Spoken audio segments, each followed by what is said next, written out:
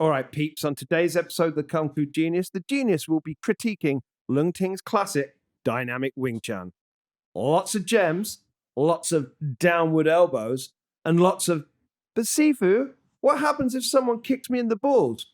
Oh, well, that's easy. You just take a deep breath and you suck them in, and that's it. So just as you see the kick coming in, you just suck them up and they go there, and then that's how you defend them. Let's get to it. And every day, I practice martial arts. Yo, Mikey, how you doing, man? I'm doing good, Seagung. How are you? Good. Well, look at you with like a real haircut. You look like a proper man now. Well, that's because, I do actually scrub up nice because you took me to your hairdresser. That's right. That's what's up. So Yeah. now you're up to date. You look like a real proper adult. So I'm proud of you. Well, I figured I gotta not go looking like just like some homeless bum when I get to Hong Kong. They might That's not right. let me back out. You know what I mean? Yeah. So for our listeners, we are about to embark on our yearly Hong Kong trip. I'm leaving in 2 days. You're leaving a few days after that. Yeah. So we're in that kind of last minute scramble to get a couple episodes recorded before we will. Well, we're still going to record stuff while we're in Hong Kong, which I'm very excited about. But of course, by the time this particular episode comes out, we'll already have been back from Hong Kong. So this is all old news anyway.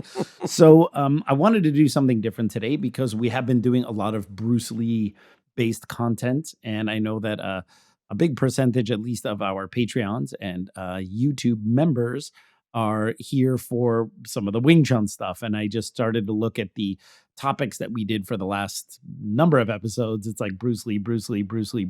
And it's not even Bruce Lee, like, let's discuss his sidekick and use of Paksao. It's like, how many lawsuits did he have going on at the time of his death? Like it's been a very gossipy Kung Fu Genius for the last number of episodes. It could be like almost like actually, because we deal with facts. Because I was about to say it's almost been like our tabloid era. Yes, mean? Our factual tabloid era as much as we can, right?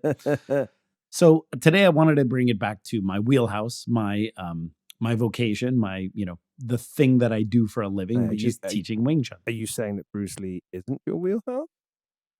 Well, I'm just saying that I don't make money with Bruce Lee, if that's what you're saying. Right? So I earn money by teaching Wing Chun Kung Fu, and Bruce Lee is a perennial topic in that world.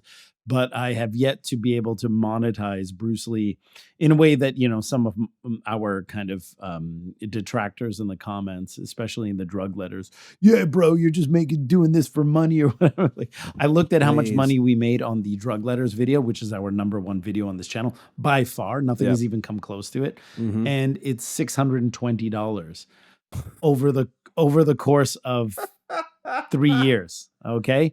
So you do the math, all right, on how much money that we're making, because that's the only video that like is in the hundreds of thousands in terms of views. Yeah. And so if our number one banger has netted us $600 over the slow drip of 3 years, you can only imagine what the other videos have done. All right. So, so anyway, I wanted to bring it back to Wing Chun today and to something that I've also been doing for our members on Patreon and also my Instagram subscribers, which is a bit of a deep dive in Sifu Leung Ting's 1986 classic Dynamic Wing Chun, which, by the way, is the first WT Leung Ting Wing Chun book I ever owned. It was the first one I bought.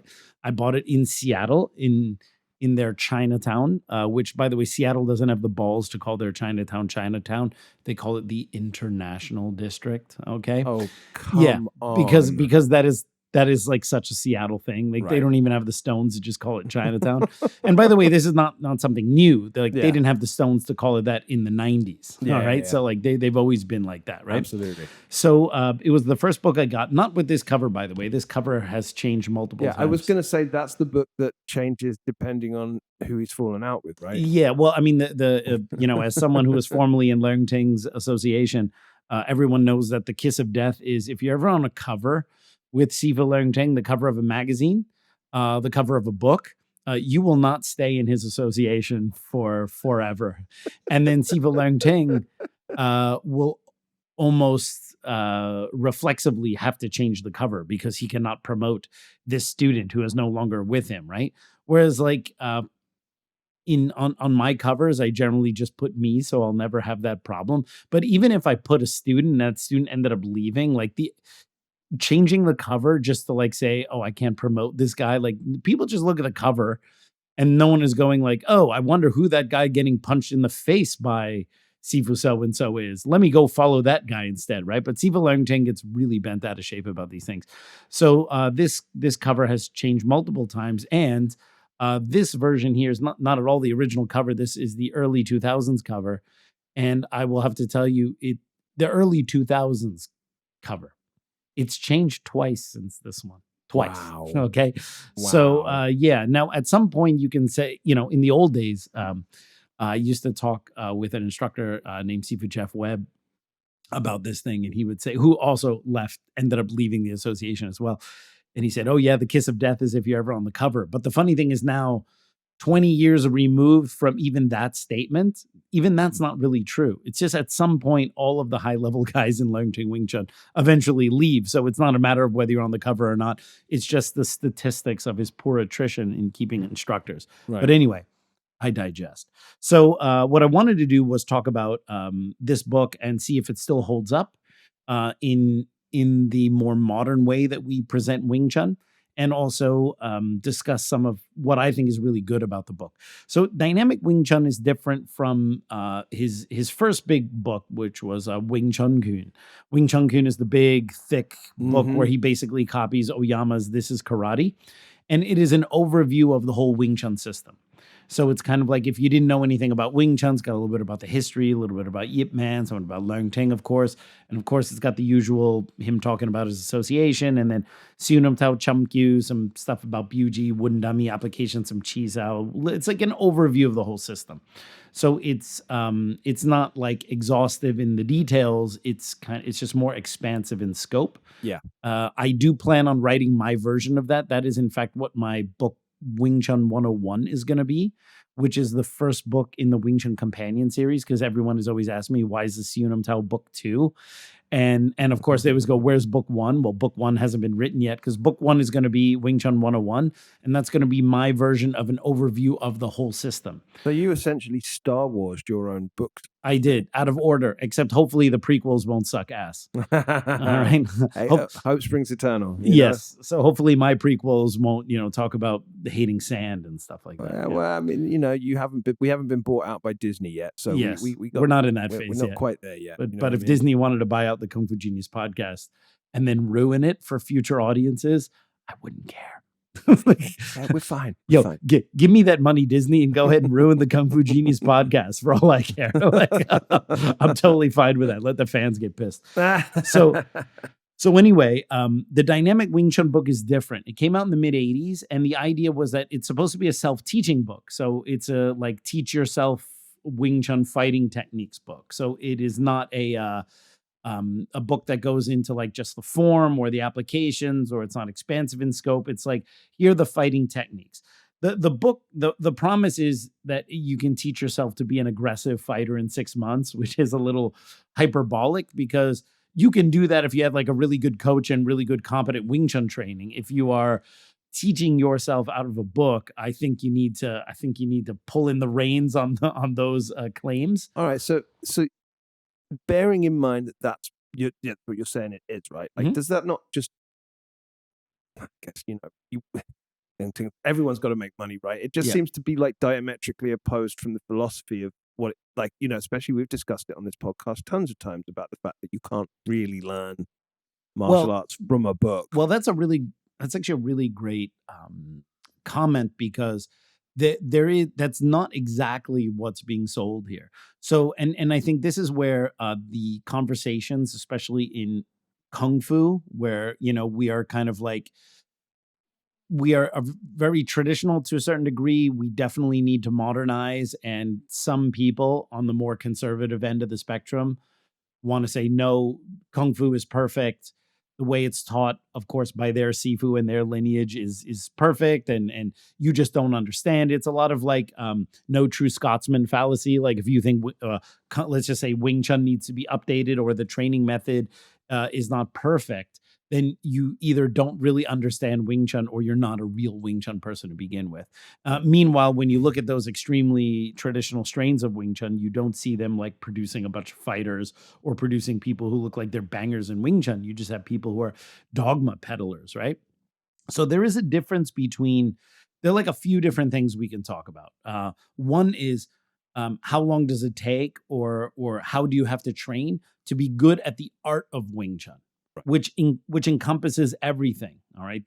Obviously not just the techniques, but everything in there, the theory, the concepts, the understanding how the system works. But there's also all the cultural things in there, the Kung Fu life and everything. So it's like this whole package.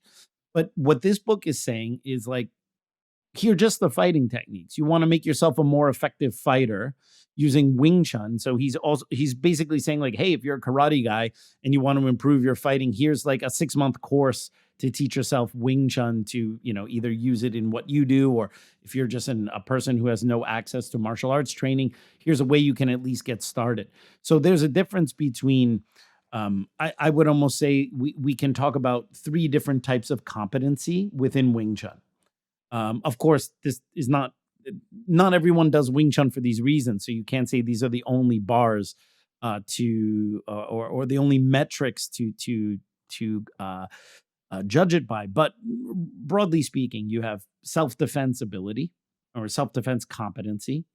2, you have fighting ability and fighting competency. This would include more fighting against people who are using other martial arts styles. And then 3, you have the arts. Like, are you a master or have you understood Wing Chun as a martial art? And where I find a lot of conversations go off the rails in the comments is you have people who are they're into Wing Chun just for self-defense, and they're arguing that stuff against someone who wants to learn it as an art. And then they're saying no. But what I'm saying is the misunderstanding is that you have people who value different things within Wing Chun telling other people they're wrong because and what they don't realize is like, no, that guy's just doing it because he saw the Yip Man movie and he wants to do cool looking Kung Fu like Donnie Yen and doesn't give a shit about whether he can fight. You are like, a tactical military bro who's always walking around at threat code orange, wondering, when people are going to attack you. And then you're telling that Yip Man fan that he's wrong, but that guy's not doing it for your reason, right? And then so a lot of this, same thing with the whole Jeet Kune Do arguments and stuff like that. You have people, it's not the only cause of dissension among the people who discuss it, but one of them is clearly that you have people who are doing it for different reasons or different purposes, thinking that everyone does it for the same reasons and purposes. Yeah. And then arguing that your methods are wrong, not realizing you're doing it for different reasons and purposes, right? So so that's why self-defense competency, like, do you have a basic system to defend yourself with? That is not just physical techniques, okay? In the modern day, if an instructor is not teaching de-escalation, like, hey, buddy, sorry, I didn't mean to, bump into you. You have to learn verbal de-escalation, putting your hands up. You have to have passive fence, active fence if the guy's really pushing into you. You have to have a social way of dealing with self-defense. And then you have to have the techniques necessary for the most common situations you're going to end up in. Someone rushing you, someone trying to grab you, someone trying to swing at you, someone suddenly trying to put you in a hold. That's self-defense. Right. That arguably, if you really focus on it, you could be relatively competent in a short period of time, as long as you're training it seriously and with a little bit of resistance. Then you have fighting competency. Okay, I'm a Wing Chun guy. You're now going to try to give me a roundhouse kick or a low punch, or you can try to tackle me, or you're going to chain different techniques together from different martial arts. Okay, how do I use my Wing Chun to fight you? It's the second skill set, has almost nothing to do with self-defense. And then the third one is the martial art. Are you doing Chi Sao correctly? Do you have feeling? Do you have good stance, movement, internalization of the art? This is the mastery of, this is Wing Chun as an art form. Right. And so these are 3 different things. The book just seems to say, hey, we'll teach you some fighting. The book says we're going to teach you how to fight in 6 months. I would peel it back and just say, We're going to teach you fighting techniques to hopefully improve whatever station of training you're currently at, whether you're a beginner learning for the first time, you're a Wing Chun person wanting to enhance the fighting stuff, or you're a karate guy that wants to learn some Wing Chun fighting techniques, right? Yeah. So to say this book is supposed to teach you fighting techniques more or less in 6 months if you follow the training plan in there, right? Right. Okay. So also, before I get started on that, I also want to say that the best way to support the Kung Fu Genius is on Patreon. Patreon.com/The Kung Fu Genius. For as little as $5 a month, you can get access to episodes early, and higher tiers of support get all sorts of goodies, secret videos, special stuff, all that, including my Instagram subscriber reels. Also, if you don't want to support us on Patreon, you can support us on YouTube right here with memberships at the $10.99 level. You get access to all of these membership videos, of which I have already shot a members-only video pertaining to Dynamic Wing Chun. The updated version, which is this version here, had a special appendix at the end of the book, which wasn't in the original version from the 80s. Right. And it's how to train. It's essentially how to train for fighting contests, which would include cardio and sparring and muscular conditioning and all that kind of stuff. It's a really interesting part of the book because even if you're not a professional fighter, it's a way you could actually say, okay, for 6 weeks, I'm going to follow this Leung Ting Wing Chun training plan, and it would get you like in really good shape as far as muscular endurance, cardio fitness, and punching and kicking power. But I critiqued it a little bit in terms of like, is it good? Should you follow the advice exactly in here? And it is in our member videos. And so for YouTube members at the $10.99 level, or for our Patreons, we have this special members only video. And so check that out. Is the book still like in print? So I would assume so. I mean, I was a member of Sifu Leung Ting's organization until 2011. Mm-hmm. And at that up until that point, I used to sell all the Leung Ting books because we would get them wholesale and I would resell them. And then after I quit, I eventually started writing my own books. I think that they're all still in, you can also get them in Amazon. I know the martial arts store in Chinatown, we still have one here in Manhattan. They have all the Leung Ting books as well, so you can get those too. Nice. So anyway, let's finally with that huge throat clearing, let's get to it. So this book, by the way, had a video accompaniment that had the Dynamic Wing Chun video, which was famously the video where they released the William Cheung Emin Bostepe fight. So you had to buy it as a VHS back in the day, right? So the first video was Authentic Wing Chun, right, which was kind of the video accompaniment of the book Wing Chun Kun. It was published, I think, in 1984. That was the first video to show the Yip Man footage of Yip Man performing the forms. And that was partially because that was the time when William Cheung's claims were coming out that he learned like a super duper secret Wing Chun system that no one else saw. And William Cheung at that time did not know that there was video footage of Yip Man shortly before he passed away. And as the Chinese say, like a dying man tells no lies. Yeah. So the idea that if there was a time for Yip Man to fess up that there was a secret version of Wing Chun with different forms and shit like that, maybe it probably would have been right before he croaked. But it was such a secret, he didn't even want to give it away when he was dying, and showed the regular modified version to everyone else. Also, what people even don't know, even if they know that, they don't know that in 1967 originally there was a much earlier video, the so-called Tang Sang footage, which I've seen, which included the long pole. Yeah. And this also looks like the Wing Chun everyone else has seen, and curiously does not look like that. So the first video that Leung Ting came out with was kind of to counter William Cheung's claims and show the Yip Man footage and so on. The second video was Dynamic Wing Chun, which was a chapter by chapter version of this book. So it even would say each lesson would be like chapter 13, right? And so you could tie it one-to-one to the book so you could actually see what the movements look like. And I think that was actually also my first Wing Chun video. Bought that in Hong Kong, by the way, at a Kung Fu supply shop on Johnston Road, which I think is still there, but they probably just sell Muay Thai stuff now. They probably don't sell any Kung Fu stuff anymore. Of course, the book itself is really interesting, especially for people who like historical stuff. It has a whole section in there with like historical photos, him with Yip Man and his early students and so on and so forth, like in the days when he left Leung Sung and started teaching. And then, of course, he's got all the photos of his big association all over the world and all the group photos and stuff. So it really kind of shows the heyday of Leung Ting's success. Yeah. Before it gets into the lessons, it has a section called Philosophy of Fighting, which I find is really holds up remarkably well. A lot of the attitudes of kung fu people back in the old days were a little, let's say, they were almost in line with like the kung fu movies. Like if you train the iron palm every day and like someone dares touch you and you touch them with your iron palm, their face will explode, right? And so although like it maybe wasn't quite as extreme in the real kung fu world, there was still a certain belief in like, if you learn the techniques in this way and do it in this way, like actually, like, we're not going to say it, but you'll kind of be invincible. And there was like a lot of belief in a lot of certain things, and learned, including in Wing Chun, which has always been a very pragmatic style. But Leung Ting, to his credit, because I sometimes don't always say the most positive things about him personality wise, which is fine. I mean, this is just is what it is. Lots of things about me personality wise, I'm sure people don't like it. It is what it is. But he had a really good and level-headed take on fighting and what it means to really fight versus like in the movies and so on and so forth. And he was saying this stuff back in the day, whereas nowadays a lot of kung fu bros have kind of come around.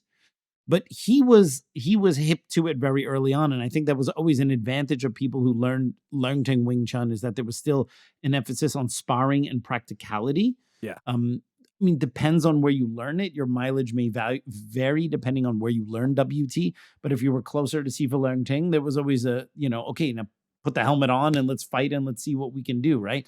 And you can either do it or you can't. So there was always a pragmatism to Leung Ting Wing Chun that I felt was missing in a lot of the other styles. I'm not saying it's always been there in all of his associations. I'm not even saying he has it now, but in the better moments of his storied career, Leung Ting Wing Chun was a very practical and pragmatic version of Yip Man's Wing Chun. And I don't know if it's always still that way everywhere you go, but it definitely was at one point.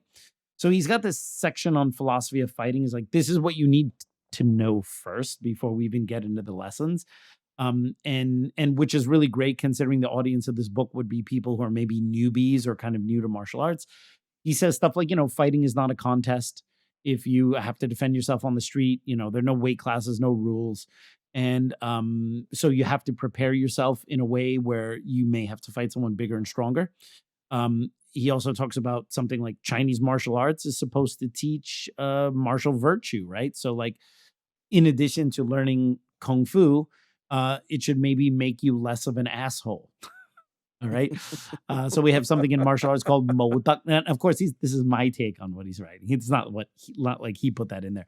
We have something called Mo Duck, or martial virtue, like loyalty and righteousness and all of these kind of things that are now packaged with Chinese martial arts. He's saying, hey, this is also part of it. It's not just about learning how to fight, helping the weak, all those kind of things, all these things that kind of, go like the classical virtues of martial arts that I think sometimes get a little lost in all the discussion about what works in fighting and so on and so forth, that there is this martial virtue aspect to it. Talks about very realistically the difference between performance and reality when it comes to weapons defense. And back in the day, they'd be like, oh, well, if someone pulls a gun, you just do 1, 2, 3, and you get the gun out of your hand. If someone takes a swing at you with a stick, you just do 1, 2, 3, and you're good, right? And he said this like, hey, if you're in an altercation where weapons are involved, you better get like a chair or a stool or something. And what I find remarkable about that is, one, it's extremely level-headed and practical advice. It's not telling people you're going to be an absolute superhero just by learning a couple moves. And it also says that if someone has a weapon, you are not standing there as a person who needs to represent the style of Wing Chun Kung Fu. You are there as a human that needs to survive, okay? And I think that that's something that gets so lost when we talk about what works in real fighting, and people think, well, I mean, if I have to defend myself in the street or I'm in a street fighting situation, I have to also represent my martial art. And that's like all ego shit. Like, no, bro, you have to like survive. You have to not get hurt. You have to not get knocked out. You have to not get killed. Those are all priorities over whether your vertical fist it's perfectly vertical, or you twisted it a little at the end, or you didn't fully line up for the yatji chongun, or your knuckle was a little out, or all the things that we futz about in the details of the art Yeah. are absolutely not important when we're talking about self-preservation. Someone pulls a weapon on you and you can grab something, no matter how inelegant it is, no matter how weird you might just be swiping something in a very non-kung fu-y looking thing, or a kung fu-y looking method.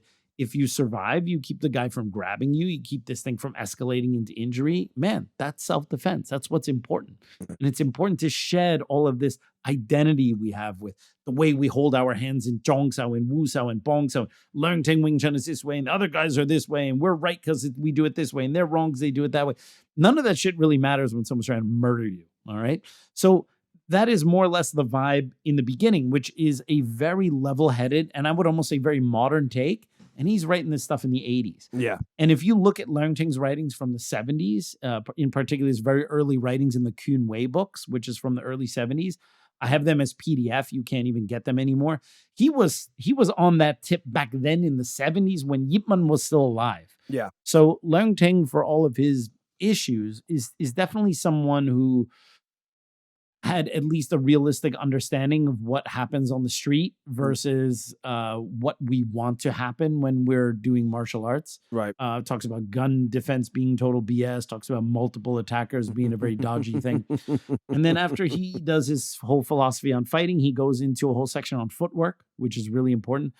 How important footwork is and how few people emphasize it. Yeah. Talks about the three stances we have in Wing Chun: the frontal stance, the turning stance, and the advancing stance. Although he calls the turning stance the sidling stance, which for me is but that sounds like some like archaic British English. Like he looked up the word, like the Chinese word in some old British English dictionary, and found sidling, right? Okay, so because here's the thing, sidling. I mean, it's not turning; it's what happens. So if you stood over there minding your own business, and you don't know me coming up to you, and I'm just kind of like sneaking. I'm not sneaking up like this. It's just kind of like very, very kind of like I'm sidling up to you. Yes. That's what you well, know. I don't know if this is sidling or sidling because it looks like sidling. The thing is that I've never heard anyone use this word outside of Leung Ting. So generally, we talk about junma or taksanma. This is where it gets a little dodgy. And if anyone's read my Chumkyu book, I have a whole chapter on it because there is a distinction between the action of turning and the turning stance once you've turned. Right. Okay. So, and that's where sometimes it can get a little difficult translating these things directly into English because we hear them as nouns, as names. But in Chinese, it would be a verb. Junma. Junma means literally to turn your stance or to turn your horse. Right. So that is the action of the turning. That's the verb. And then we have the tsaksanma, which is the side body stance, which is once you've turned and you've shifted your weight, then that's the pose, the noun.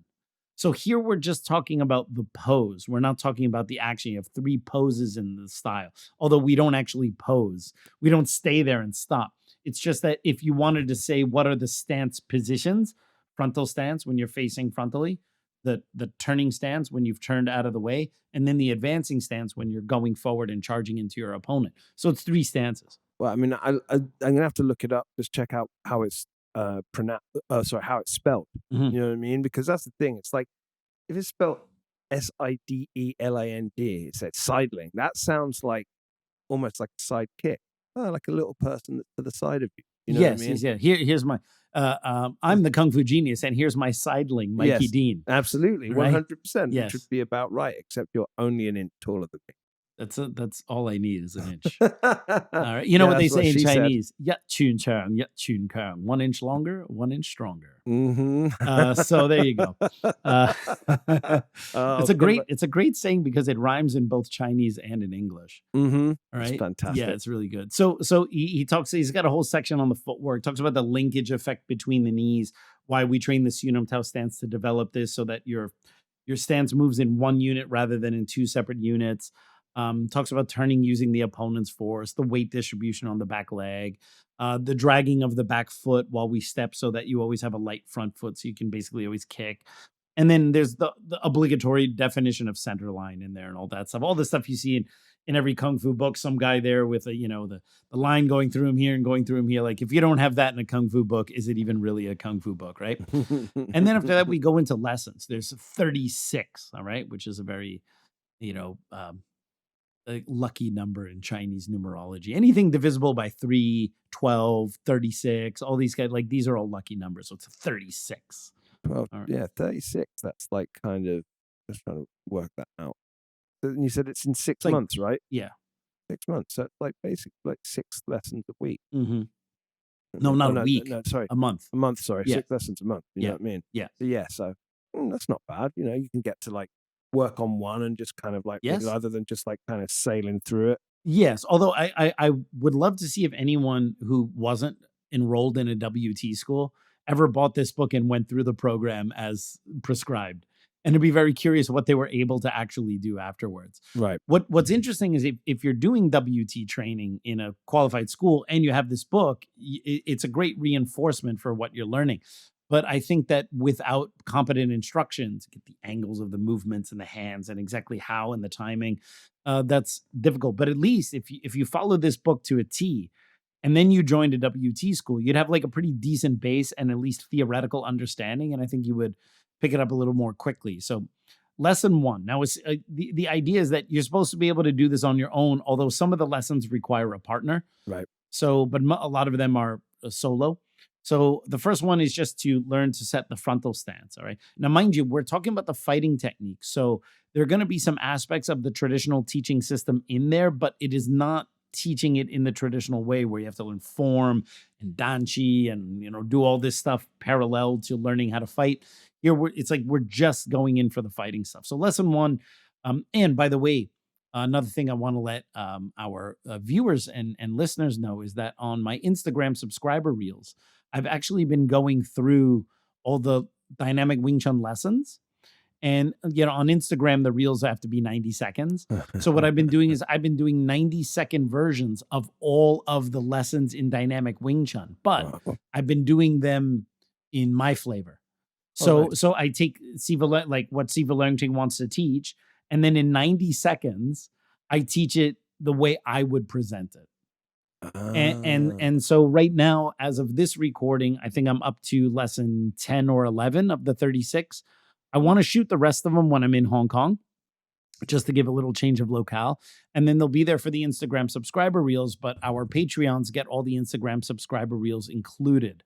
So yet another reason to support us on Patreon. So in addition to getting the members only video where I discuss the fighting breakdown, if you actually want my version of these lessons, which I'll go over very briefly here, but you actually get the hands-on lessons, subscriber reels, and or Patreon. So here we go. So the first lesson is just literally learn to set the frontal stance, have that linkage effect so that your stance is strong and you're creating that spring between the knees. So when one leg moves, the other one goes. So that is essentially the gist of lesson 1. Lesson 2 is the gansao and punch. But by gansao and punch, we don't mean the technique of gansao. It actually means the first and second set of the Siu Tao form. So there are some elements of the classical Wing Chun teaching system. So you learn the frontal stance, that's lesson 1. Then you set the frontal stance, and then you start what's essentially set 1 and set 2 of the Siu Tao form, the punch and the Hun Sao on both sides. And that's it. So basically lesson 1 and lesson 2 is like set the stance, first 2 sets of the form. Then lesson 3 is the first lesson where we're doing something I suppose I would say practical, and that is the gansao versus the low punch. That's an interesting choice. So when I showed the lessons on my subscriber reels, I do them in the same order as Sifu Leung Ting does it. But if it were up to me, the first thing that I focus on is not defense against a gut punch with gansao. The students worry about getting punched in the face. Yeah. All right.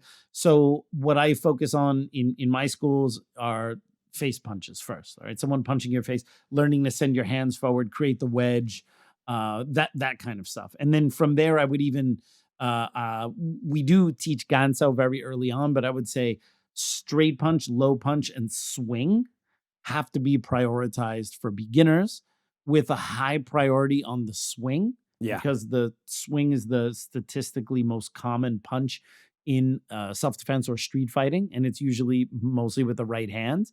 Of course, you want to be able to defend a swing on both sides, but the right-handed swing is the most common thing that happens on the street. Then we have straight punches, and then we have low punches. So I would focus on that order, although we teach the straight punch defense first because it allows us to teach the wedge and teach first principles of sending a hand forward. But Sifu Leung Ting starts with the gansao, lesson 3, learning to develop that whip just with your hands, and your partner holds the arm out there, and you develop that whip with the gan, very old school. Watch me whip. Watch me nay. And then lesson 4 is then you add the gansao with the punch. So what you'll notice about his lessons is they're very progressive. They're very simple because the idea is you would have to do them on your own. So like the one lesson is you just standing and going from tan to gan in the form with one hand. And then the next lesson is you actually then chopping someone's arm.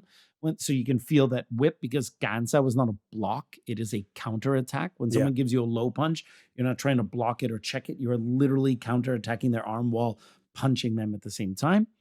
Then lesson 4 is the turning stance. So you learn how to turn both sides, learn to turn one foot at a time in the kind of classic Leung Ting way. Lesson 6 are the chain punches. All right. So you see, he's kind of getting right to it. Like, it's interesting, the order, because I would have started with chain punches, and then I would have gone to like gansao and stuff like that. I'm like, well, the first thing you need to learn is how to do chain punches, right? But he has it as lesson 6. Then lesson 7 are the advancing steps and retreating steps, which may sound a little unfamiliar, like advancing and retreating, but that's actually what we call the arrow step and then the reset. Right. Okay. So it's not retreating like moving backwards. Yeah. So now was that named that way? So he simplified it for noobs, basically. Yeah, I think so. I mean, the thing with terminology at least in Wing Chun is because the terminology is very organic. In other words, unlike, for example, in Hongga, which we have a fine example of it in the poster right behind you. If you look at the poster behind you, it's the famous Tiger and Crane set done by Wong Fei Hung. And there you go, moving it. God, if I can get this. Can I get it? Yeah. And then when you see it, what you'll notice is that every move, basically every posture in that form, has a name, and the name is exactly 4 characters. So you see there are 4 Chinese characters next to every single movement there, which meant that there was a somewhat of a formalization of the names of the techniques. Now, Wing Chun, which is also another Southern martial arts, potentially had very formal names for all of the movements. When you see some older strains of Wing Chun, you will occasionally see names. For example, instead of the biuji, the thrusting fingers, you're going to hear phrases like poisonous snake darting out, right? And so it seems that whether it was Yip Man himself or maybe his teacher, we don't know. I feel Yip Man had a strong influence on this aspect. Rather than using these very fanciful names for the techniques, the names are very utilitarian. You know, when I started learning Cantonese, I thought, oh, now that I am learning some Cantonese terminology, I'm going to like really know what these movements mean. and then when I started taking lessons with various sifus in Hong Kong, and I listened to the terminology, I learned the terminology, and then you realize like, oh, it's just like boxing, but in Chinese. And what I mean by that is, I don't mean that Wing Chun is like boxing. I mean that the terminology they use in Chinese is equivalent to what your boxing coach would use in English. Yeah. It's just that they're speaking Chinese.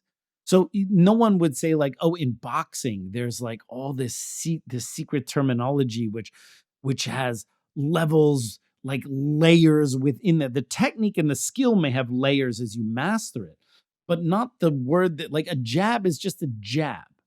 And all the refinement in what a jab is and how you do it is through the practice, but it's not intrinsic to understanding the word jab. Right. But a lot of Westerners think, well, if I just understand really what bong sao, like what is the bong of bong sao, right? Like if I could just understand that character and its etymology and where it came from and its roots, it will unlock, like a video game, it'll unlock some code by which you can then bong Brock Lesnar with your eyes closed, right?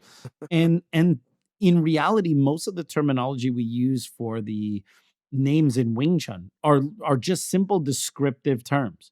the way your boxing coach would tell you, hey, cover up, bring your elbow down. You know, like you always hear my jang in any Cantonese Wing Chun school. What does that mean? It's like drop your elbow, like sink your elbow. Like it literally just means that. All right. Yeah, but explain to me this my character. And then the problem is that Chinese characters are so layered, so you can break them down into the fragments. But that doesn't mean that they're literally not just like sink your freaking elbow. Just sink your elbow so you're in a good position.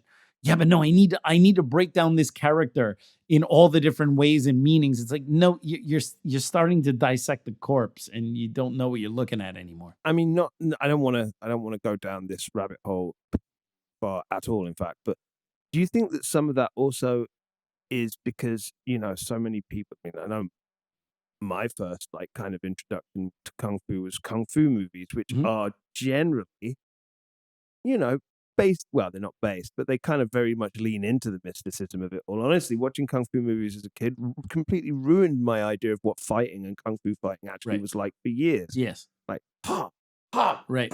Like, what, you don't wait and do that thing? You just go ahead and punch someone? Yeah. I don't punch and then stop so he can punch me so I can block that. So then I can punch him, he can block that. You're just going to try to put the heat on the guy and not let him do anything. I can't jump in the air and do like a swing. Well, that you can do. That's easy. It's less than 37, but this book only goes to 36. Boo. Yeah, that Sifu Leung Ting was very shrewd. He's like, I'm not putting less than 37 in there. The one where you jump in the air and do the multiple cable kicks. That one is not in there. So to come back to what you're saying, Hey everyone, just want to let you know Wing Chun Illustrated is now offering a paperback edition through Amazon, reaching a larger global market. And no, they're not ditching the glossy magazine edition through MagCloud. You can now simply choose the version of this magazine you prefer and the one with the cheapest shipping wherever you live. Order your copy of Wing Chun Illustrated today across 12 Amazon marketplaces with free shipping for Prime members. Go and check that out. Advancing step and retreating steps, that can be expressed many different ways in Cantonese. So we normally, when we're in the frontal stance or the parallel stance and we step forward, we don't want to step on two tracks and get kicked in the groin. We're going to circle and move forward in one line. That's usually called the arrow step by a lot of WT practitioners, but you can also say the advancing step. Right. The reason I don't like calling that one the advancing step is because that's what I call when you're already in the advancing stance and then you're chasing your opponent, right? I start to go, if you're using the same terminology for everything, then it becomes a little gray because then you don't know which type of advancing step you're talking about. If I tell my students arrow step, then they know they have to start here and circle and go forward. If I say advancing step, they know they're already in the advancing stance and they're stepping forward, right? So having slightly more precise terminology just makes it easier for teaching. But you will often hear the same terms used for multiple things in Wing Chun, and that's just because even in Chinese, these things are utilitarian. So lesson 7 is the advancing step, and then the retreat, which is basically the reset. Number 8 is to add the chain punches to the advancing steps. So now you've done the arrow step, and now you're going to step in and do the arrow step and chain punches. So you start to see the structure here, right? Even though the set order isn't exactly, let's say, the way I teach it in my school, in the same order, but you were a beginner at my school and you start to see like, so what are the things you learn? How to set the stance, turning, advancing with chain punches. So you see all this stuff is in there. It's just that, maybe some instructors, they teach ABCD, some do ADCB, right? But at the end, you still know A through D, right? And people can argue on the order, but it's all still in there, right? Then lesson 9, Tan Sao and Wu Sao. Now this is just in the form. All right. So it's the third set doing the Tan Sao circling and then the Wu Sao. Doesn't show the Fok Sao because this book doesn't focus on Chi Sao. So you're actually just doing that first part of the third set. And then he uses that as an introduction into the next few lessons where you're going to do the Tan Sao with punch and then the sidling Tan Sao with punch. All right. And then you do that with a partner who's coming in and punching you. Now, this is one thing that I don't focus on for beginners, which is the passive Tan Sao turn. And what I mean by passive Tan Sao for people who are not in the WT world is that if I have contact with my partner's arm, let's say they fire a punch towards my chest, send my hand forward. Now we have what we call diagonal contact, right hand to right hand, left hand to left hand. And now I have contact with my partner's arm. and their punch continues to go towards my chest after making contact, I can use my opponent's punch to basically turn myself to the side and hit them back. This is what we call a passive turn, meaning that we are using our opponent's force to kind of almost brush us aside. Imagine a turnstile revolving door at a bank. It has no power on its own. When you push it, it will turn. So we have this contact, and our opponent's force basically brushes us to the side, and we turn. Sifu Leung Ting is really big on teaching this one to beginners. I don't focus on this one for beginners because the problem is you need a certain degree of chi sao to feel that pressure coming in. And what if the punch goes to your face and you need to do something else? What if the person pushes a little bit and then goes away? So I find that the use of the passive tan sao is way better taught through chi sao. And it's not necessary for beginners because it's very rare that a beginner is going to stand there, send their hands forward, touch hands in the right part, use that force and turn. And the other issue is that you have to wait in order to do that. Right. And this is where some of what I teach beginners differs a little bit from Sifu Leung Ting's method, because it's very important, in my opinion. And Sifu Leung Ting also teaches this in theory, but even in his own lessons, he'll still kind of stray away from it. Beginners to Wing Chun need to be proactive. All right. You don't have chi sao skill yet. You don't have the ability to stick and feel, or is he going back? Is he pushing in? Is he pushing this way? Is there a punch coming in? How do I move? Like all that stuff that you get, all the great benefits of chi sao training takes a little bit of time, and you don't have those skill sets available to you as a beginner. So does it make sense to teach the beginners defense methods that require feeling as in chi sao? Are they going to be able to do it in the stress and chaos of a real fight with no real chi sao training? And even if they have some chi sao training, it's not in the bone yet. So I would argue no. So it makes more sense to teach beginners to Wing Chun. One, obviously, to de-escalate and not fight if they can avoid it. But if they have to fight, to kind of do two tactics, but the second tactic piggybacks off the first one. One is to be extremely proactive. Okay. I don't want to fight. The guy keeps coming at you. They're not letting up. Okay. Close the gap very decisively and try to end the fight very quickly. Stepping in, punching, getting your body weight behind it, trying to put the guy out. All right. If you have no other choice. Now, right. I'm talking about for beginners. Senior students have the options to swarm and control someone. You don't want to punch the guy. You can step in and do you could do a neck pulling hand instead of a punch. There's options to control and hold the guy in the advanced training, but beginners don't have that. So beginner needs to close the gap very decisively and try to take this guy out with as few movements as possible. Mm-hmm.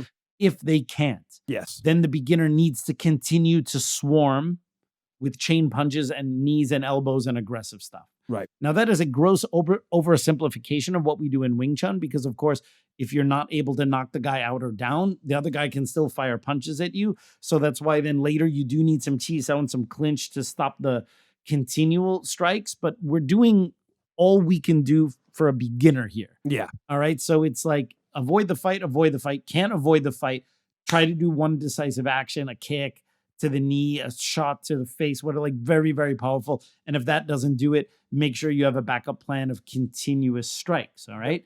That is about as much as you can do in a pre-chi sao context, mm-hmm. in a context where the student has very little experience. All right. So yeah, so I focus on, for the beginners, for the Sunam Tao level, a much more proactive and aggressive Wing Chun. And mind you, being very proactive and being very aggressive and stepping in and punching is not the best things we have in Wing Chun. We have other ways of handling it. But again, it's contextualized for a beginner. All right. You can fight. You're not getting out of this. Then hopefully you can shut this thing off very quickly. What Sifu Leung Ting will occasionally do is he'll inject some of the passive defenses in the beginner training. Right. Like the cross tan sao with turn, bong sao with turn, where it's passive. And the problem is you have to kind of be one, you need chi sao skill to be able to do it. And two, you need to be in a position where you couldn't go forward to even need to do something like that, which would mean that you have to not do the thing you should be doing, which is closing the gap and swarming and being proactive. Right. So we have a very kind of JKD, simple, direct attack method for the beginners in that kind of idea, like just very straight, very direct. And then later we can do different things once we have more skills at your disposal. But it's for that reason that I don't focus a lot on this stand here and wait. Because on one hand, Sifu Leung Ting will say, step in, close the gap, get on the guy. And then in the next page, he'll show a student wait there for the punch to go all the way from Bermuda and make it all the way to Arizona. And the Wing Chun guy's waiting, sends the hand forward, turns passively with Tan Sao. And that's not a realistic depiction of that, in my opinion. Right. If your hands are up and the guy's a mile away from you, why are you needing a passive defense? Because if someone suddenly fires a punch at, like if my hands are down and someone takes a swipe at me, okay, then either my hands are going to go up real quick to protect myself, or I'm going to really quickly shift out of the way and turn and punch. But because I was caught somewhat unaware, but if my hands are up and you're standing there, then I'm in some state of readiness. And turning passively from a punch that comes at you from a mile away would only maybe kind of work if you were caught off guard. That punch came in, you go, oh shit, you send your hand forward, you ran into it, you moved out of the way. Maybe. Although I would think if you were really caught that late, how are you pulling off such a spectacular technique? When your hand is up, you're in a state of awareness. Right. So you shouldn't be doing any passive turning movements when your opponent is way out of distance. It would mean that you have to stay put, and that puts you in a position where you're a target. We should be teaching the students to close the gap and be way more proactive, like the way a grappler is going to try to close the gap on a very good puncher, not just stand there and wait and try to block punches. So I that's where I differ a little bit with Sifu Leung Ting, even though in the Instagram Reels, I teach the lesson the way I would teach it. But I wouldn't teach that lesson to beginners. I would wait until they're in Chi Sao Program 1 and then teach them how to do the passive turn in a context where it makes sense. Yeah. So, and then like lessons 12 through 14 are just various lessons of doing the Tan Sao punch with a partner. Not bad stuff. He actually shows the swing defense version of the Tan Sao. He does it with a sidestep, which is a little more old school. Which is fine. It's a little different from how I do it, but that's how I learned it the way he taught it. And then the thing is that once you do your Tan Sao punch, either against a straight punch or against a swing, follow up with chain punches. So again, by lesson 14, 15, he's already saying, okay, like all this stuff you're doing, the Gan Sao punch, the Tan Sao punch, follow it up with chain punches and put the heat. So I would just say my only critique of it is that should be earlier. Right. All right. Like, how about just teaching steps and punches, then teach the techniques, and they already have the steps and punches. Right. Yeah. So that's kind of how I would do it. I mean, would you say that the Tan Sao punches sidestep still has like kind of a relevance though? Yeah, no, it's a great technique. The problem is, and this is where I get into the issue, and you'll see it in the next few lessons. In lesson, so actually I skipped one lesson, which was lesson 13. Lesson 13, he teaches the advancing step versus various guards. So for example, your opponent is standing in various non-Wing Chun guards. You're standing there like Donnie Yen from the IP Man movie. And then you step in and attack your opponent basically before they attack you. Right. Now, the reason I don't quite like the way he shows it, because he doesn't show any bridge control. So the guy's just, for example, starting with their hands here, and then the Wing Chun guy just goes in and punches on the inside line where there's an opening. Or the guy has the front guard here, like with the arm a little lower, like a little more in the Van Damme style. Mm-hmm. And then the Wing Chun person fires a pinning punch on the first one to pin the arm, and then follows with chain punches. What I don't like about that is that when you're in the book, it's depicted as being done from distance, from a normal fighting measure. Mm-hmm. And if your opponent is standing like this, you're in a Wing Chun stance all the way over there, and you just sail in and try to pin the arm with punches, from the guy's he's gonna crack you with a check, a hook. Right. He's gonna move out of the way. He's gonna move the arm. He's gonna punch you over the bridge. Those type of tactics are a little dangerous at distance because Wing Chun is primarily a very aggressive counter-attacking style. Yes, we have attacks. Yes, we can initiate attacks, but we like to do it when we're very, very close. We don't like to initiate attacks from very far away because the footwork is a counter-attacking style of footwork, and it's not perfectly suitable for attacking someone at distance. They will easily see it. And if you're talking about self-defense and practical fighting, why are you launching an attack from so far away anyway, right? So it's a lot deeper than that. It's in a podcast, especially one where people are primarily listening to it. It's very difficult to explain that. But it would be better, although not perfect, to teach instead of just trying to pin with punches from a mile away, to try to, control the bridge by using pak sao, lap sao, gum sao, those kind of things with the simultaneous punch while going in. Although I would argue your opponent should be closer so that you can really do the whole cat and mouse thing. The mouse gets close enough and the cat just pounces. When your opponent is a mile away and you're a mile away and then you sail in to attack them, they see you. All right. And this is where Wing Chun people lose the thread a little bit because they don't practice their art in the correct counter-attacking context. They're trying to attack with Wing Chun from way far away, and that's not the way. Well, now, why do you? Because it strikes me as you're going through all of these lessons that actually that's one of the things that does seem to be back bridge. Yes. And is there? Do you think? That's why now number 16 and number 17. He teaches the pak da and the fok sao. Oh, so we are getting there. Yeah, so it is in there, right? Things that I would actually do way earlier on. The guy's close to you, his arms are free, just control the bridge while you go in and punch. If you just sail in with a punch, yeah. If you land that straight line punch with great power, you can knock the guy down because it's a straight punch, shortest line. I get it. Like Wing Chun people get so excited about, yeah, but you're punching in a straight line, you hit him first. Yes, but you're also assuming that your straight line punch stops him. And this is always yes, you could land first with a very efficient and very powerful punch that still doesn't knock the guy out. And then if you stop there and he fires a crushing overhand and you didn't knock him out with the first punch, then was the straight line punch more effective than the round punch if you didn't knock him out with the straight punch? No, right? So I prefer the bridge control. I mean, there's levels to this argument. This is more stuff for like our Patreons and things like that, because I can do videos and demonstrate it. But then 16 and 17, he shows pak sao and fok sao, and we don't mean this hooked fok sao, we mean the flat fok sao as bridge control. So he's got it in there, but it's like he does it last.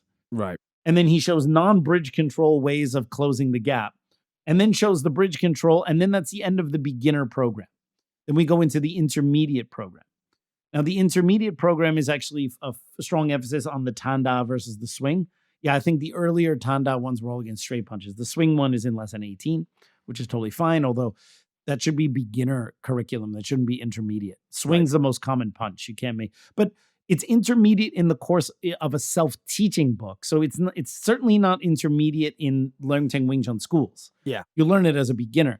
But I'm just saying, if I were constructing a course for someone just to learn to fight using Wing Chun, the swing stuff would not be lesson 18. Right. All right. It would be way earlier on.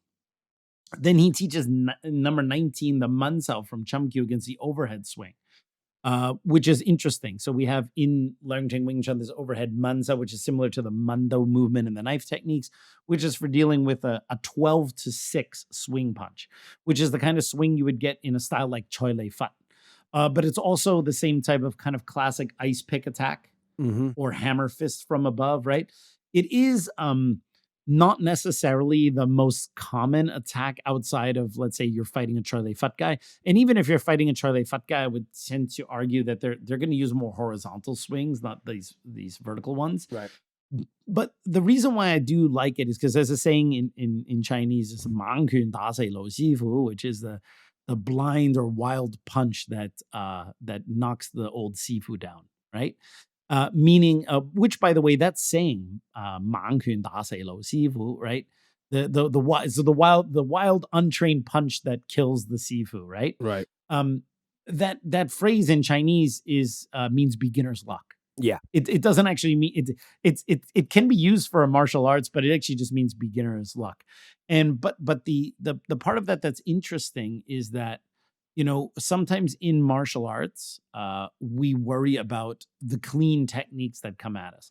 Someone coming at us with a proper jab, a proper cross, proper hook, low punch, all these kind of punches that are set up, feints, all that kind of stuff. But oftentimes in a self-defense situation or street altercation, um, you get grabbed instead of punched. There's pushing, there's other things. But then there's also these wild punches that come out of nowhere that are not Charlie Foot notwithstanding, that are not kind of classic martial art punches. Right. And if you have not trained against it, this idea that Wing Chun people are, well, even if I haven't seen it, my Wing Chun is so efficient, I just do a straight punch or whatever. No, man, if you have not seen something regularly and it gets thrown at you, you don't have the experience to handle it as coolly as as your mind believes you would. You're only as good as how hard you've trained, and you're only as good as what you've trained against, and you're no better. Yeah. But people think like, yeah, well, if someone does a stupid punch like that, I would just punch. So maybe not. Maybe you should. Well, even if your answer is to just do a straight punch rather than use Leung Ting's Munsao technique or whatever, then you need to then still practice that against an overhead swing to confidently say you can do it. Not just say hypothetically, if someone gave you this punch, which has never been thrown at you, you would do X, Y, Z. Well, hypothetically, I think you would get your ass kicked by a dumb punch because you hadn't seen it. But what the fuck is he really doing? And then by the time you're like, he's really giving, and then the punch already lands, and there's your straight line efficiency, right? Mm-hmm. So now we get into some techniques against kicks. All right. He starts with the scissors gansao, which is the BG technique, our iconic City Wing Chun logo. By the way, you know, the logo of our scissors gansao, which we use for our athletic association. Some people think that's me, a silhouette of me. It's actually a silhouette of Sifu Leung Ting from his BG poster. So that way, our own students, I always joke when I'm teaching them the BUG and they're trying to get the scissors gansao in the correct position. I'm like, just look at the logo on your pants. It's right there. So there's no excuse for them to do that incorrectly, right? He shows it against the roundhouse kick, which is a very old school way of defending kicks. Bruce Lee used to also teach this to his early students in Seattle, using the scissors gansao against a roundhouse kick into a scoop. Now, the problem with it is that it's a hard style block. Someone is giving you a really powerful head kick and you now commit two hands to defending that, there's a high chance you're going to really bust up your forearms because you're basically blocking full bone on bone, right? Yeah. Now, Sifu Leung Ting, privately, when he teaches this, he'll actually teach you to do it with a forward-moving sidestep so you don't go with your forearm on the shin of the kick. You actually step in and surprise, surprise, rather than doing the scissors gansao as a block against the kick, which I would not recommend. I know most Wing Chun schools, they do that. They use the scissors gansao to block a roundhouse kick. I would not recommend against it. As a black belt in Taekwondo, I'm not just a Wing Chun guy, right? I'm not just a president. I'm also a client. Now, I'm not just a Wing Chun guy. I also have a black belt in Taekwondo. And of all the methods in Wing Chun that are really good with defending kicks, they almost all have some aspect of closing the gap and getting inside the kick, or potentially kicking the kick or kicking the person doing the kick.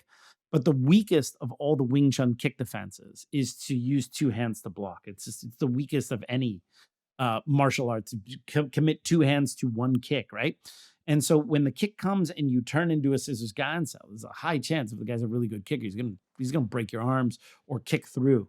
And even if they don't, you're gonna get a big old contusion on your forearms. And the other problem is, okay, let's say a high roundhouse kick comes and you use the scissors gansao to stop it. And let's say you stop it and everything works as planned. The guy's not gonna stop with one kick. All you've successfully done is block the kick. Okay. Now, Sifu Leung Ting teaches as soon as you do that, you're going to do the scooping technique and catch the leg and throw it. But the problem is that when you turn first, it slows you down. Right. So I think that the scissors gansao, for the aforementioned blocking problems and the fact that you have to stand there, wait, turn, and then go forward. Mm-hmm. When after the kick, the guy could draw the kick back and fire a punch, and you're standing in the same place. Yeah. The guy could fake the kick high and then go low, and then your scissors gansao, now you're eating a leg kick with all your weight on that leg, right? Yep. It's problematic. I teach the scissors gansao against the roundhouse kick in the BUG curriculum, but I teach it as an emergency defense in a specific instance. So I highly contextualize when it would make sense to do it. But to teach it as an all-purpose roundhouse kick defending, I think that Sifu Leung Ting could have scratched that out and put something else in his lineup of 36 techniques. Then number 21, he does a much better technique, although in the book, he teaches it against front and side kicks, but it also works against the roundhouse kick, and that's the lao sao, the scooping movement. Yes. The scooping movement, it's no hard style block. You get under the leg, you scoop it, you throw the guy. By virtue of footwork, you avoid clashing bone on bone. It is far superior. Anyone who's using dynamic Wing Chun to teach themselves how to fight, you could easily just scratch out lesson 20 and just skip it to 21, but apply it to the roundhouse kick as well. 22, he's got kicks to counter kicks, so the famous stop kicks, right? Yeah. There's definitely a time and a place where that works. You need to do them proactively, and you need to be really good at kicking. If you are habitually using kicks to stop your opponent's kicks, and your opponent knows that, it can be easy after a while to kind of counter time someone. Now, we are talking about self-defense and practical fighting, so we're not talking about continuous sport fighting. But if I know that my opponent is going to try to check my leg with their leg, it's very easy for me to fake a kick where they're going to check it and then change the kick to a high kick. And the problem with the using a kick to stop a kick is that you're standing in the same place. Ideally, against a powerful kick, it's like a baseball bat. If you get inside of it, you're past where it's most dangerous.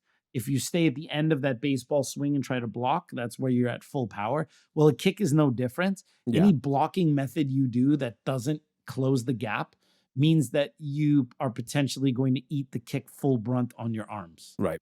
And if you kick to stop a kick, you could prevent it. But if it doesn't work or it misses, you are not closing the gap at that moment, because when you kick, you have to stand on one leg. And if a second kick comes in or a second punch comes in, you're basically flat-footed. Yeah. So I think that the kicks to stop kicks, they have their place. I teach them, but they need to be contextualized a little bit better rather than an all-purpose defending technique. 23 shows the front thrust kick. Basically, just kick the dude when they get too close or kick the dude when they come in. So it's a little on the universal solution side. That's good. I would have taught it much earlier. Side thrusting kick. From Chiu, he shows it as an evasion against a swing, which I think is an interesting application for it. Like someone gives you a swing, you move out of the way because maybe you couldn't do your tanda, and then you're side on and you do a kick. We teach it in wooden dummy, but it's a very low percentage movement, right, in my opinion. So I would think there are better sidekick applications to teach someone who just wants to learn how to fight quickly than to teach it as an evasion against a swing and then a counter attack. Then we get into the advanced course. So now we get into, so lesson 25, we're already in the advanced course. He teaches the lifting punch, which is actually from the intermediate form, the Chum-Kyu form. And it's what other people would call the uppercut, but never call it an uppercut to Sifu Leung Ting. It's really bent out of shape. That is boxing. It is a lifting punch, Zhongkun in Cantonese. And then the lifting punch, he kind of shows it for solo, and he shows it as a way of sneaking punches in, especially when you're clinching with the neck pulling hands, or if someone's clinching up to you and you cannot do the straight punch because the arms are in the way, you can use the lifting punch at different angles to go around. Very dynamic punch, very important. I would like to see more Wing Chun people use the lifting punch when their normal Wing Chun straight punches are stymied. They sometimes Wing Chun people will chain punch, the guy will cover up with the forearms, and then the Wing Chun person will just double down and keep chain punching on the forearms. And I'm like, Lan Sao, Lap Sao, move to the side, use an elbow, do a lifting punch up the middle. It's like, we have so many techniques at our disposal to deal with someone covering up against our chain punches, that to simply just stand there and chain punch the arms is just to show how little the person actually understands of what we have in Wing Chun. In 26, he shows his favorite lifting punch application, which is when you step in and you fire a punch and the guy ducks under your punch. Yeah. And then you just use the second one and do a lifting punch. It's cool looking, and it's a great application move for demonstration. But my problem with it is, why was the Wing Chun person launching in with a punch from so far away that the other guy could just duck under the Wing Chun punch? Right. In Wing Chun, you should be, whether you're using a de-escalation tactic, you should be so close to the guy. And if he twitches, you just need one step. You shouldn't be standing in the Zhong Sao from a mile away, firing at a punch. The guy sees it and ducks under. But, oh, never fear. I have this cool lifting punch to handle his counter to my really dumb initial attack. So I think it could have been better contextualized. Then he shows in 27 the hooking punch, which is a Buji technique.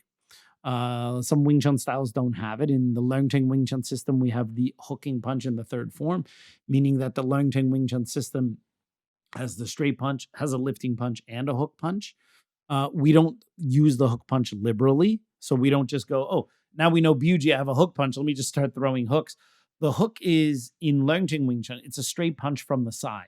Right. So if my hand, if I've given you a lapso and I pulled you and you've turned your body sideways and I'm more or less perpendicular to your hand, well then the shortest straight line from my lapso to your throat is not for me to bring my hand back to the center and then fire a straight punch because of Wing Chun dogma. Yeah. It's literally to go from the lapso directly to your throat and hit you this way here. It's a straight punch, but it's a straight punch from the side. Right. So when we say hook punch, for Wing Chun styles that don't have a hook punch, they might think like, oh, now we're just starting to throw hooks or whatever. No, it's I'm perpendicular to my opponent. My hand is in the center, and the shortest punch to my opponent would be from here to here, which is a hook punch. So he teaches that in there. He also has the double lapso into the hooking punch. So there's some cool Buji stuff in there as well. Whether that's the most important thing for a beginner to learn for fighting. I mean, hey, by the time you made it to lesson 28, 29, if you're on a self-teaching program, I suppose you should be rewarded for learn some cool shit. I just don't know if they would be my technique selection. Are you a Wing Chun instructor that needs some extra guidance in your own training? My private online Wing Chun training offers a multitude of benefits for instructors. Here are some of those benefits. 1, access to expert guidance, namely me. With my experience teaching instructors from all over the world, I can create a program just for you, whether it's the details of the advanced Wing Chun, something more fundamental, or just to help you create a program for your own students. 2, flexible learning. The training can be worked around your schedule and what's most convenient for you. I don't charge extra if you bring a training partner to do the lesson with you, so bring that partner and you can get more benefit, and I can teach the two of you how to train together. 3, comprehensive curriculum. Whether you want to teach in a more traditional way or you want to upgrade your material to a more modern style, I can help you create the perfect program for your students and for yourself. And 4, personalized coaching. This program will be exactly what you're interested in without any fluff or blah, blah, blah. To run things out, we get right to it, and I want you to be happy with the improvements to your training and to the curriculum. Don't miss out on these incredible benefits. Enroll in online Wing Chun private training with me and take your Wing Chun skills to the next level. Use the code KFG online to get a 15% discount on monthly subscriptions for either 2 or 4 lessons a month. Use the link in the description below. Don't forget to use the code KFG online to get that 15% discount on the subscription of your choice as soon as possible. And I will see you online. Then number 29, he's got the elbow strike to deal with the low bending opponent. So this is the classic, what we call a 12-6 elbow. And you do it on the back of the neck, the back of the head, when someone essentially tries to do a takedown. Now, for many years, this was a kind of the de facto defense within Leung Ting Wing Chun to deal with what he calls a low bending opponent, means an opponent that's shooting in for a takedown. That's what he means. Not just someone who's bending low in front of you and you just go, like you just run and jump like Tony Jaa and do a downward elbow, right? No, this is when the guy's presumably like trying to get chest on chest with you or head on chest, and then you use the downward elbow. Now, I used to teach this for years. The downward elbow is a very effective technique. By the way, you know that the 12-6 elbow was illegal in MMA. Wow. It's one of the illegal techniques. Ooh. But it's from the origins of the unified rules of mixed martial arts. And the reason why, supposedly, I mean, Joe Rogan has told this story time and time again, which it could be a telltale sign that it's actually a fake story. If Joe Rogan keeps telling it and then you go, yeah, well, I heard Joe Rogan say it again and again and again, it might also be bullshit. He said that in the early days of making the MMA rules, they thought this downward elbow was so dangerous. You could like potentially kill someone with it, because one of the guys who was on the board of whatever athletic commission was creating the rules saw on ESPN at 2 a.m. a karate breaking demonstration where a karate guy used the downward elbow and broke some big old blocks of ice with his elbow. And then based on that, they thought, well, if you use this technique on someone, if it can break huge blocks of ice, then clearly you will just kill your opponent, right? Yeah. And so the weird thing is you weren't allowed to do a downward 12-6 elbow. But if you just modified the angle and you made it like a 1 to 7 o'clock, then you could do it. So you could do it this way. And then if you did like 11 to 5, you could do it this way. Wow. You just could not do 12 to 6. Huh.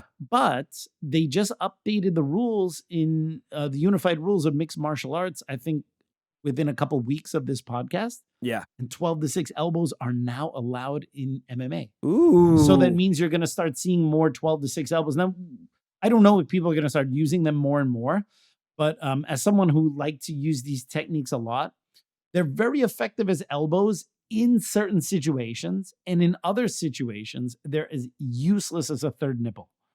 All right. Because if someone is already chest to chest with you or head to chest, yeah, and you go to do this, you're basically hitting with your tricep on the back of their neck. Right. So you're not getting that point there. You really need to push them down. And then you can get the tip of the elbow for street fighting or self-defense, maybe on the spine or the back or the back of the neck. Sport fighting context, you're obviously not allowed to hit in those areas. So it could be effective, but you need to get the opponent low enough that you can get momentum and hit there. When the guy's here holding your chest and you go like this, it doesn't really work. So that's a bit of an issue. And also the problem is using that as a deterrent for a takedown is problematic, because if the grappler already has their head on your chest, or they have their chest on your chest, or they've already kind of swum under your arms and got underhooks, and they're now locking their arms around your body or around your waist, and now you have this awesome, perfect downward elbow. Well, that downward elbow has to completely knock them out, because in the next second, you're going to be on the floor. Because it's a little bit of a technique, like students never ask, hey, Sifu, what do I do if someone punched me in the face? People always say, how do you defend this punch? How do you defend this grab, right? No one says, if the guy punched me in the face, then what do I do, right? And it's the same thing when sometimes students will say, all right, like, because they know that I've trained in some BJJ, and they're like, but Sifu, like, what if someone gets your back, you got the hooks in, have the arm around your neck, and they're about to put you in the choke? Well, and then you tap. And if it's a street fight, you hope that the guy you're street fighting with will honor the tap, because at some point it's too late. Like you have already got caught in that thing. You have already gotten hit with that movement, right? And the using the downward elbow when the guy's basically already got the takedown almost complete means that you need to land the golden downward elbow that's going to knock him out. Otherwise, in the next moment, he's picking up your legs, or he's driving you into the ground or driving you into the wall, because the angle has to be just right. It has to be done with the right power. The guy's surging into you and you're basically flat-footed. So it's for that reason that I don't teach the downward elbow as a primary tackle response. Right. We have, as you know, at City Wing Chun, we have a different way of handling tackles, changing the base a little bit and creating frames, which I think is much more practical. It's also in line with what a lot of other grapplers would do. It fits the Wing Chun structure, the way we teach it. And we still can use a downward elbow in certain close range situations. And it is part of BUG. There are downward elbow applications that have nothing to do with fighting a wrestler or someone who's trying to grapple you. But I think this kind of old, he shoots in for a takedown and you just give him an old 12 to 6 on the noggin and call it a day. I think it's a 1 in a million technique. If you can get it done, there are techniques that are very effective against someone shooting in for a takedown. Yeah, but they have to be perfect.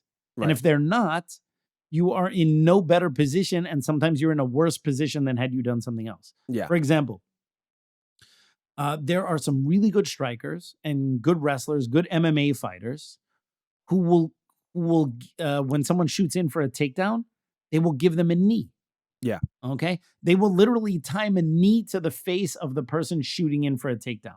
Now, if we look at this technique, all right, if someone is shooting in for a takedown, usually their head is a little more forward, they're exposed, they're going in. And if at that moment you launch a knee right up the middle that catches them in the chin while they're basically going head first, and you knock them out, man, you look like an absolute superstar. Like Masvidal versus Askren. Askren shoots in for that take, you go boom, knee. If you get those, you look like an absolute hero. Right. All right. And if you train it, you can do it. Hey, try it. Right. But if you misjudge the timing a little bit, okay, on the wrestler's takedown, and you go to fire a knee, and the knee either lands too early, like it's not there when it needs to be there, or too late, you're standing on one leg while this guy is surging through you to take you down. But if the knee landed, of course, perfect. But if it doesn't, you are on one leg while the guy grabs your leg, or he stuffs the knee on the chest, goes for the single, does an ankle pick on your supporting leg, you're on the ground. Yeah. So should we say a knee strike is a primary way of defending a wrestling surge? No. Doesn't mean you can't do it. Then Dan Henderson once knocked out Renzo Gracie. Renzo, I think, went in for a takedown. It's been a long time since I saw the fight. I think Renzo went in for a takedown. And Hendo did a uppercut as Renzo was coming in. And boom, knocked him right out on the way in. But that punch has to be timed. So it lands right on the face with power at the right moment, at the right distance. If you're too early and you miss, the guy lands a takedown. If you're too late, he gets a takedown. The punch isn't there. So high risk. And I categorize the downward elbow against that initial surge in the category of techniques that it's like it could work with the perfect timing and perfect everything set up, the stars aligning. But I wouldn't say that should be your go-to, because it relies a lot on athleticism and timing, right, which you may not have if you're a beginner. All right. So that's why I wouldn't necessarily teach that one. At lesson 30, he teaches the elbow hacking technique, the standard elbow strikes. In 31, he teaches the use of the elbow strikes at close range. It's actually I call it the elbow drill. And he teaches it here in the 30s. I teach it a little earlier on because I think elbows are, if a Wing Chun person cannot knock their opponent out with punches, they need to have the elbows on tap, ready to go. Yeah. Because if you hit the guy with a couple punches and he smothers you, and you're still trying to chain punch while you're being smothered, it doesn't work. You need to immediately convert them to elbow strikes. So I teach this elbow stuff a little earlier. He's teaching it here. I mean, if you got 36 lessons to teach a beginner, you're going to have to make a decision what you teach first and what you teach later. I'm just thinking some of the stuff he saves for later, I would do earlier. Some of the stuff he does earlier, I would do away with altogether. Yeah. It's for the most part pretty solid. 32 is the kneeling elbow to counter a neck pulling hand. This is actually a very cool technique, but it's very specific. I wouldn't say this is like if someone gives you the man gangs out, the neck pulling hand from the wooden dummy, there's a very cool counter with the guaijiang from Buji. But I wouldn't say that someone giving you the Wing Chun style man gang is something you need to worry about when you're walking down the street. But it is in there. It is a cool technique. I usually teach it at wooden dummy level as one of the neck pull counters. There's a knee thrust against a very specific lesson 34 is if a Thai boxer gives you the low kick and a clinch, you do like the ganzao and the knee strike. I think it's cool, but the reason why I don't like it is it's like everything else he's taught has been general. These are Wing Chun fighting techniques that you can use in all these different situations. And 34 is like when someone specifically gives you the roundhouse kick on the one side, then clinches and goes to give you the knee strike on the other side. One of the deadliest Thai boxing attacks. Is basically, he says in his book, it's like a roundhouse kick to the body or to the leg, and then you're baited to defend it. Right. The Thai boxer clinches you and then gives you a knee on the other side. So then what he does is he basically says, okay, you step in against the first kick, and then when the Thai boxer clinches you and goes for that round knee strike, you give him a knee strike up the middle first. Totally cool tactic. But what I don't like about it, it's a very specific, if A, then B. Right. And when you're like fighting and moving around, you need to learn to move organically and not go, I have a specific sequence for a specific attack. Yeah. All right. So it's cool. It shows the straight knee versus the round knee, but I wouldn't say this is like, this wouldn't make the cut if I were making 36. Not very right? high percent. Okay. Yes. Then lesson 35 is if someone catches your leg, like someone holds onto your leg, you can do a knee strike to their chest. Which is a very cool technique, but you have to have good hip flexibility. Yeah. I can do it from my Taekwondo training. Basically, if you do a kick, the guy, let's say he scoops your leg, you neck pull, and then you pull yourself in and you knee strike on the way in. And he calls it a remedial technique, meaning he's saying this is not a knockout movement. It's just something to do if someone grabs your leg. I think it's pretty cool. I think there's other things you can do if someone grabs your leg. I also think, how did someone grab your Wing Chun kick? Your Wing Chun kick should be like low line. Who's grabbing your Wing Chun kick, right? So it just seems a little hypothetical. Yeah. Then Then finally, lesson 36 is the neck pull and the sweep, the cowgirk. So it's like he saves the throw as the final technique. You got to throw your enemy to the ground, right? So on the whole, I think the 36 lessons are pretty cool. It's a great cross-section of a lot of the fighting techniques we teach in the classical program. Like I said, I do have issues with some of them, thinking that they're either not necessary or I would not teach them first. I would teach them later, or some things I would do away with. But on the whole, I would say dynamic Wing Chun holds up pretty well. Even if it doesn't totally line up with how, me as a former student of Sifu Leung Ting, it's not exactly the presentation I would give to my students teaching, but I think it's pretty good. And if people want to see my take on each of the 36 lessons, Instagram subscriber reels or Patreon, where I have the Instagram subscriber reels there. And we have now the special edition of the Critiquing Leung Ting's fight training program here, just for our members only, which is pretty good. Overall, as a rating, I would give it a pretty damn cool chun out of 10. All right. And that's all I got to say about that. All right, everyone. I hope you enjoyed that episode of the Kung Fu Genius. As always, don't forget to subscribe to the Kung Fu Genius. Hit that bell for notifications. Support us on Patreon or here with YouTube memberships. And as always, I'll see you guys next time. Word is I'm a kung fu genius. Technique speaks for me, not lineage. Forget Jet Li, cause I'm the one. Many call me Sifu, but to you I'm Si-Gung. And I produce masters. You surpassed us. Your kung fu stiffer than corpse and caskets. City Wing Chun is the house I built. Violate the gate and your blood gets spilt. Alex, Richter, always the victor. Hello. Yeah, we recording. Oh, that's wonderful. It's like old man, no teeth, all gums sound. Yeah. Sexy, huh? Context in a context where the student has very little. Excuse me, everyone. I was trying to get myself a water because I'm dehydrated, and apparently I have no space. What's the word? Spatial awareness. Spatial awareness. Yes, Thank you. yes, So yes. my spatial awareness left me for about 10 seconds. So Yes, apologies for that. there's more water on my floor right now, I think, than has ever been in that cup of tea right there. Support us either on Patreon or right here on YouTube with our membership accounts. That I didn't like how I did that at all. I'm gonna do that again. My membership accounts. But Sifu, what happens if the guy kicks me in the balls?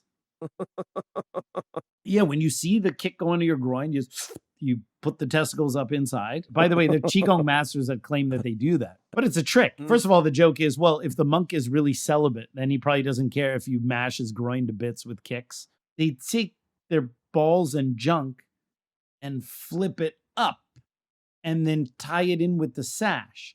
So when they ask people to come and kick them, they are kicking them in the taint, not in the balls, because the balls are basically taped up to their stomach. I don't really necessarily want to be kicked in the taint either. And then sometimes they'll even say, see, and pat me under there, and you can see that I put my testicles underneath.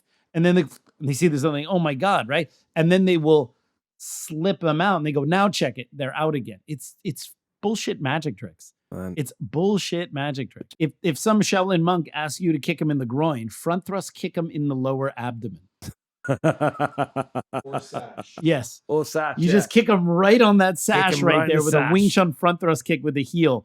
And then see suddenly his iron crotch cannot transfer to iron belly. All right, peeps. On today's episode of the Kung Fu Genius, the genius will be critiquing. I'm not even doing anything. Just like- You were pulling a Dre trying to blame us for your incompetencies.